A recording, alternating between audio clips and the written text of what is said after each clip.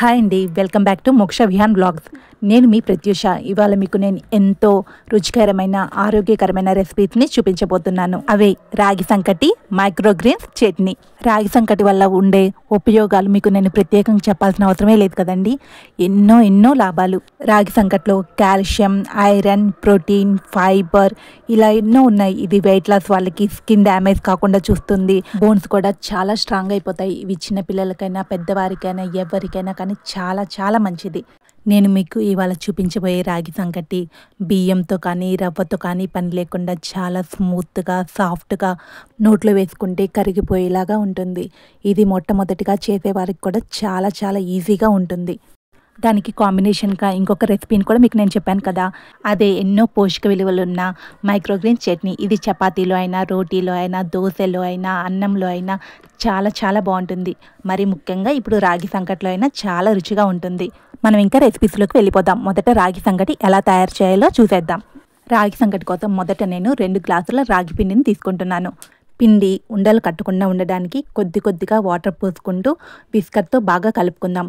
2 గ్లాసుల పిండికి 2 గ్లాసులు వాటర్ పోసుకొని బాగా కలుపుకుందాం. పిండి మొత్తాన్ని ఈ విధంగా కలుపుకొని పక్కన పెట్టుకుందాం. తరువాత స్టవ్ వెలిగించుకొని గిన్నె పెట్టుకొని అందులో 2 గ్లాసుల వాటర్ పోసుకుందాం. 2 గ్లాసుల పిండికి 2 గ్లాసుల వాటర్ తీసుకోవాలి. నేను చెప్తున్న విధంగా చేయాలి అనుకుంటే 2 గ్లాసుల వాటర్ సరిపోతుంది. ఎందుకంటే మనం ఇందాక ఆల్రెడీ 2 గ్లాసుల వాటర్ని పిండిలో వేసుకొని కలుపుకున్నాం కాబట్టి. ఇప్పుడు దానిలో కొద్దిగా సాల్ట్ వేసుకొని వాటర్ని బాగా మరగనిద్దాం. వాటర్ బాగా మరగగానే ఇందాక మనం కలిపి పెట్టుకున్న రాగి పిండిని అందులో వేసుకుందాం. ఇప్పుడు పిండి దగ్గర పడే వరకు విస్కర్తో ఈ విధంగా కలుపుతూనే ఉండాలి. పిండి కొంచెం దగ్గర పడ్డాక అందులో ఒక 3 స్పూన్ల నెయ్యి వేసుకోవాలి.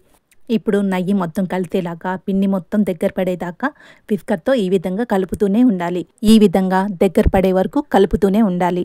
చూడండి పిండి ఎంత స్మూత్గా సాఫ్ట్గా వచ్చేసిందో. దీన్ని మనం ఇలాగే తినొచ్చు, లేకపోతే ముద్దగా చేసుకొని అయినా తినొచ్చు. ఇది ముద్దగానే చేసుకొని తినాలి అనుకుంటే కొద్దిగా టైం పడుతుంది.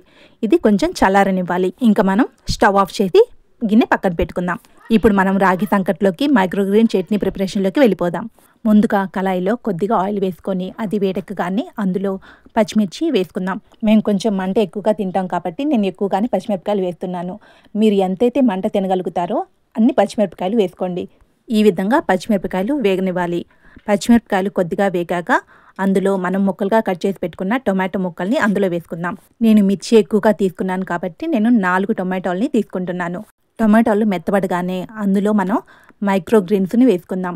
ఇవి ఇంట్లోనే పెంచుకున్న పెసల మైక్రోగ్రీన్స్, శనగల మైక్రోగ్రీన్స్. అంతేకాకుండా ఇందులో కొంచెం నేను మునగాకు కూడా వేసుకుంటున్నాను. ఇవి ముక్కలుగా అయినా కట్ చేసుకొని వేసుకోవచ్చు, లేకపోతే అలానైనా వేసుకోవచ్చు. ఇవి ఎక్కువగా మగ్గవలసిన అవసరం లేదండి. ఒక 2 మినిట్స్ మగ్గితే చాలు. మరీ ఎక్కువగా మగ్గితే ఇందులో ఉన్న పోషక విలువలన్నీ కూడా పోతాయి. మైక్రోగ్రీన్స్ వల్ల ఉన్న ఉపయోగాలు ఈ పాటికే మీకు అందరికీ తెలిసిపోయే ఉంటాయి. ఇందులో ఉన్న పోషక విలువలు మరి ఏ కూరగాయల్లో కానీ నాన్ వెజ్లో కానీ ఉండవంటండి. మైక్రోగ్రీన్స్ ప్రతి ఒక్కరు కూడా తినవలసిన ఆహారం అంట. తప్పకుండా అందరూ ట్రై చేయండి. మేమైతే ఇప్పుడు మైక్రోగ్రీన్స్ అన్ని కర్రీల్లోకి, అన్ని చట్నీల్లోకి ఖచ్చితంగా ఉపయోగిస్తున్నాము. ఇందులో కొద్దిగా చింతపండు, ఒక 10 వెల్లుల్లి రెప్పలు, 2 స్పూన్ల పుచ్చగింజలు వేసుకుందాం. పుచ్చగింజల వల్ల పచ్చడి ఇంకా రుచిగా ఉంటుంది. తప్పకుండా అందరూ ట్రై చేసి చూడండి.